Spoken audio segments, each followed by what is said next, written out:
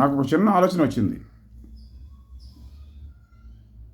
అది వీలైతే అమలు చేస్తే ప్రభుత్వం బాగుంటుంది.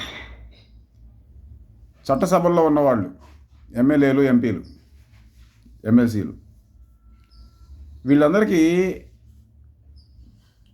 చదువు ఎంత ఉంది అనే దాంతో సంబంధం లేకుండా ఎన్నికల్లో పోటీ చేసే అవకాశం ఇచ్చారు.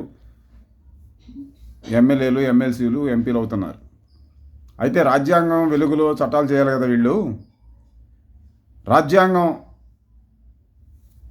మీద వీళ్ళందరికీ ఒక పరీక్ష పెడితే ఎలా ఉంటుంది?